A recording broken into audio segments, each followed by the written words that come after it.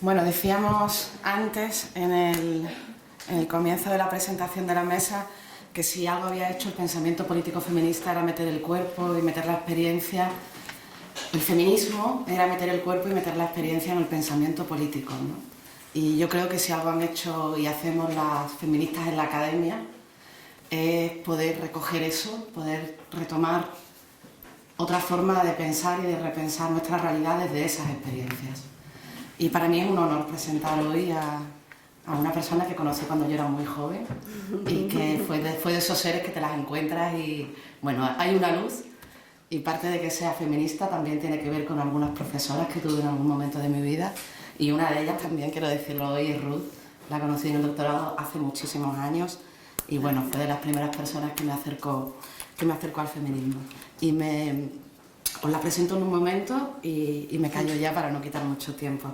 Ruth Mestre y Mestre es profesora de Filosofía del Derecho de la Universidad de Valencia, pertenece al Instituto de Derechos Humanos, también de la misma universidad, y su campo de trabajo histórico ha sido la teoría feminista con un enfoque interseccional.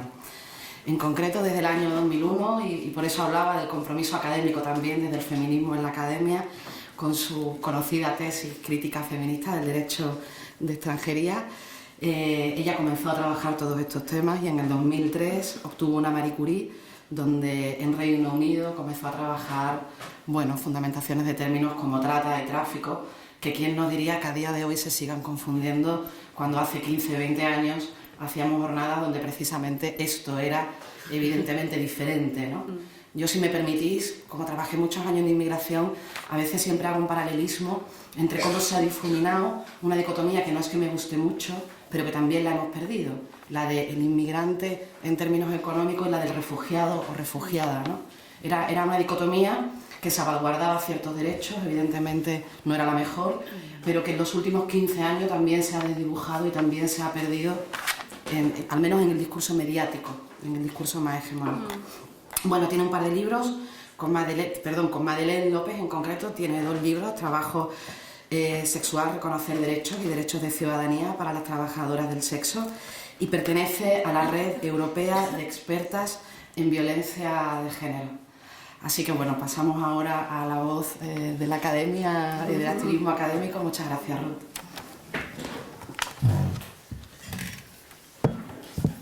Bueno, muchísimas gracias por la invitación, muchísimas gracias por esta presentación tan súper generosa. Yo, después de oír las 2 ponencias que han hablado, me da la sensación de que voy a parecer la abeja maya contando cosas, o sea, súper basiquito. Pero bueno, a ver si puedo decir algo que tiene sentido. Me ha gustado mucho que desde el principio hayamos sentado las bases del debate como un debate que tiene, dentro del movimiento feminista, que tiene que situarse desde la asunción por todas las partes de que estamos en una sociedad patriarcal, que la prostitución forma parte de esa sociedad patriarcal, que estamos, creo, además, o sea, partimos de ahí todas, que estamos en una sociedad capitalista globalizada en crisis. Lo que yo considero, que a lo mejor aquí es donde ya empezamos a diferenciarnos, ¿no?, las feministas, es que nosotras las mujeres ya no nos definimos única y exclusivamente por nuestra subordinación de sexo, que esa lectura es demasiado simple, demasiado simplista. Las diferencias norte-sur son enormes y se van incrementando, y eso forma parte también del análisis que hacemos ahora sobre la prostitución, sobre la trata y sobre la explotación sexual. Y yo creo que también es importante, para entender la postura pro derechos, entender que en las sociedades capitalistas del centro del sistema mundo, en las democracias occidentales, hemos conseguido afirmar derechos y consolidar derechos fundamentalmente en base al trabajo. Y ese es un eje fundamental para entender la posición pro derechos. Es decir, y la crisis también lo ha puesto de manifiesto claramente.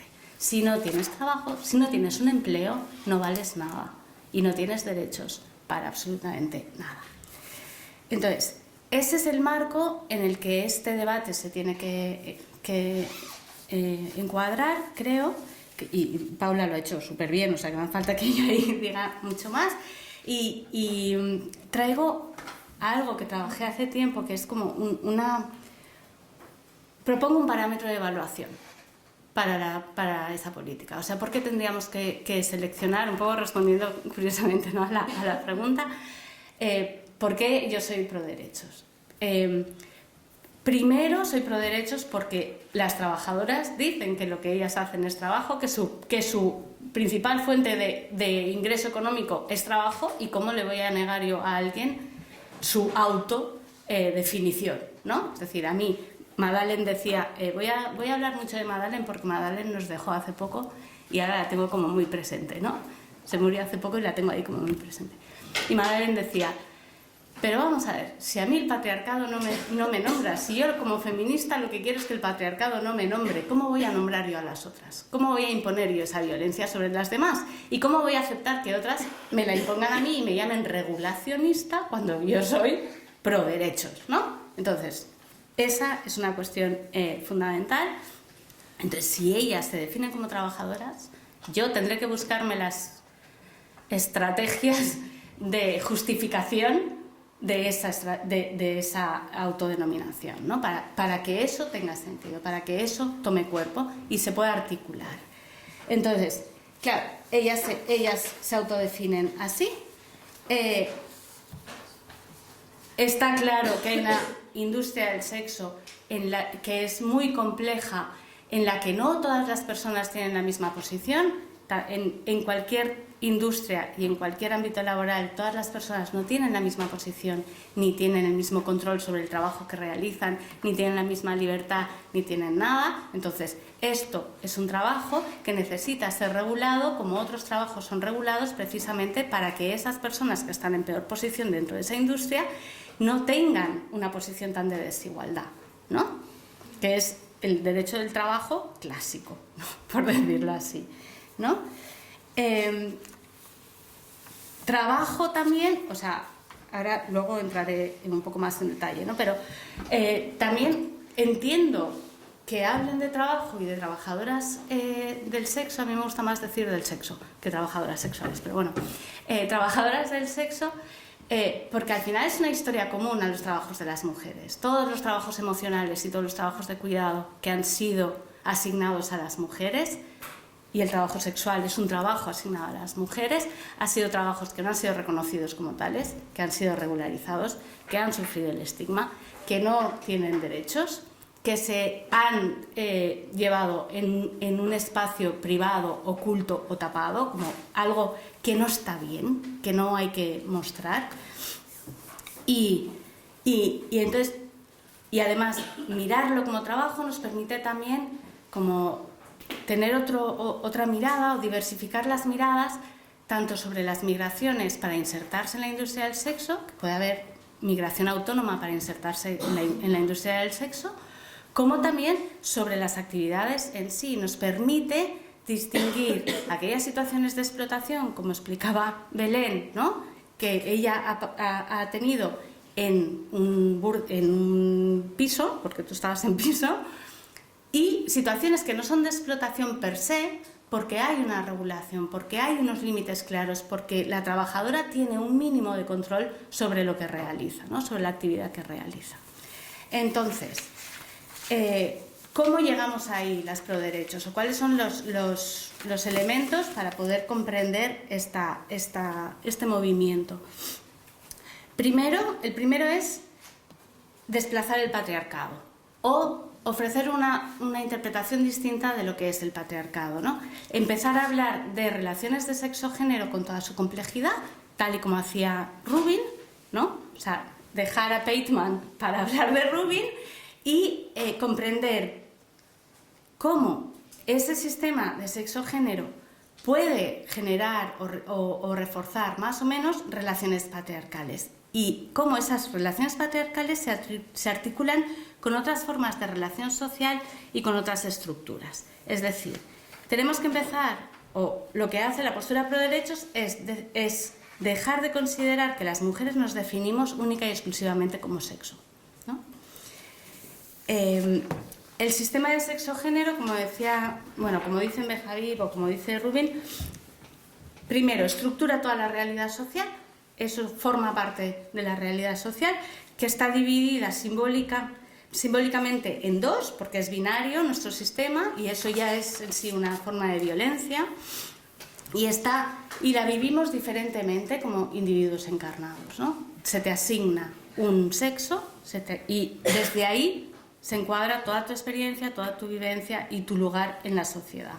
Pero el sistema de sexo-género es el conjunto de disposiciones, de normas, de prácticas, de discursos y también de normas jurídicas, por la que una sociedad, dice Rubin, transforma la sexualidad en un producto de la actividad humana y da satisfacción a las necesidades sexuales así transformadas.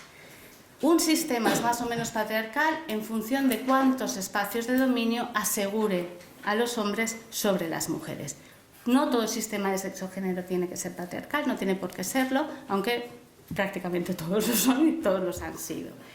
Pero las relaciones patriarcales son una forma específica de relaciones entre los sexos, ¿vale? Entonces, y esas relaciones patriarcales se articulan con otras. El sistema en el que vivimos y el sexismo que vivimos, el machismo que existe, no puede ser desvinculado hoy en día del racismo, ni del sistema de clases, ni de la heteronormatividad, ni de tantos otros sistemas que entre todos hacen una buena coraza para ir dejando fuera a tanta gente. Pero hay que diferenciar, ¿no? Esas dos maneras de ver. La cuestión al final es que la clave de interpretación para las proderecho no es que el patriarcado es el sistema de dominio que asegura el acceso a los cuerpos, como decía Paula antes, ¿no? Que asegura el acceso al cuerpo de las mujeres por parte de los hombres, sino un sistema de dominio que asegura la primacía del hombre blanco heterosexual occidental sobre la vida, sobre todos los aspectos, y sobre la naturaleza y sobre todos los aspectos de la vida. Eso es el patriarcado. Y desde ahí tenemos que empezar a transformar, ¿no? Eso es, digamos, el primer elemento. El segundo elemento es la necesidad de diferenciar la prostitución forzada de libre, y esto, viendo a Maisa, me da risa, porque como ella dice, la prostitución es libre. Ya está. La definición de prostitución es la entrega, ¿no? Y es un acuerdo en libertad, esa es la cosa. Luego podemos hablar de explotación sexual, pero eso será una cosa distinta a la prostitución. Aunque ahora prostitución me parece que es el término más neutro que tenemos, ¿no? para referirnos a esto. Pero bueno, hay que poder diferenciar esas dos cosas y entonces ver aquellas personas que están en la industria que lo han decidido dentro de lo que Blanca llama su autonomía relacional, ¿no? Es decir, dentro de las opciones válidas que tienen al alcance, ¿no? De las pocas o muchas opciones que hay, algunas son significativas y otras no. Puede haber opciones que en tu momento vital ni las consideras tales, entonces son oportunidades que para ti no son opciones, y todas las opciones las hacemos desde el momento vital en el que estamos, condicionadas por el contexto en el que estamos, ¿no? Y eso tiene que ver con otras relaciones que tenemos que nos van condicionando esas elecciones. Blanca lo explica muchísimo mejor que yo, pero esa es la idea, ¿no? Entonces se trata de, teniendo eso en cuenta, vamos a ver cómo se puede mejorar la situación de las mujeres que están ahí, que han elegido estar ahí, con todos esos condicionantes. ¿A quién le voy a dar yo los instrumentos de protección cuando intento transformar la realidad?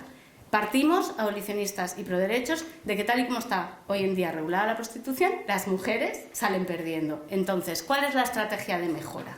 Tú puedes darle los instrumentos a la policía nacional para identificar a víctimas de trata, local para aplicar las ordenanzas municipales o lo que quieras, o darle los instrumentos a las mujeres para que tengan algo, para que puedan enfrentarse a los clientes, a los empleadores, e incluso a la policía, que sigue siendo una de las, digamos, fuentes de abuso de ellas, ¿no? Entonces, de alguna manera es reconocer que esta es la mejor estrategia para muchas mujeres, y eso no significa necesariamente que sea una experiencia universalizable. Todas tampoco decidimos casarnos, ¿no? Entonces, ¿no? También siguiendo en esa línea, es decir, una estrategia no tiene por qué ser universalizable ni válida para todas, y eso tampoco significa que ya no lo sea para ninguna.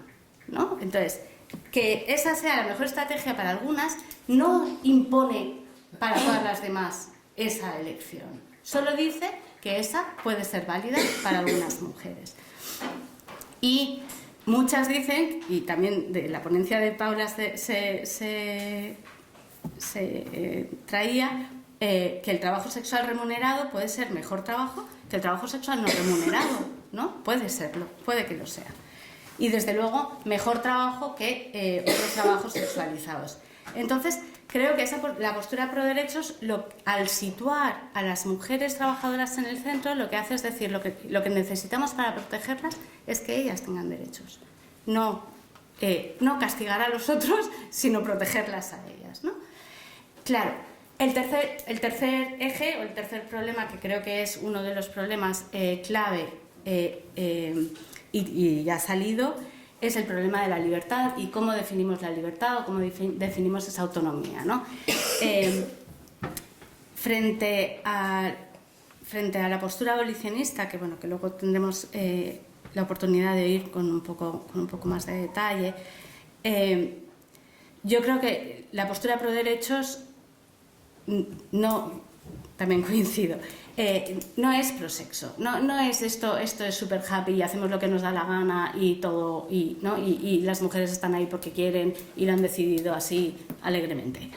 No, yo creo que hay que reconocer capacidad de elección a todas las mujeres y a todos los sujetos en cualquier situación, porque en el momento en que decimos que no hay capacidad de elección, dejan de ser sujetos y pasan a ser objetos.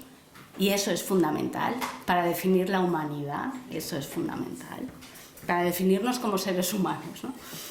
Entonces, esa capacidad de elección hay que reconocerla y reconocer que siempre es posible, aunque esté mediada por el contexto y aunque haya situaciones en las que realmente esa capacidad se reduce mucho, pero tiene que haber capacidad de elección porque si no, no hay sujeto.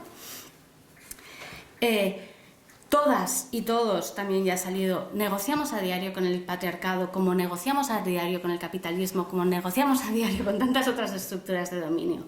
Y las trabajadoras del sexo no son menos ni más, no negocian ni más ni menos que todas las demás, que las Kellys, que ahora están en Europa diciendo queremos que nos protejáis, ¿no?